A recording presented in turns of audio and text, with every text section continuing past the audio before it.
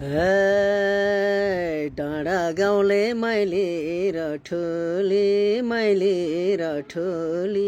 आज भोलि के गर्दैछन् होली लमजुङ जाने दाइ सोध्या छ भनिदिनु मेरो मायालाई मैले र ठुली आज भोलि के गर्दैछन् होली लमजुङ जाने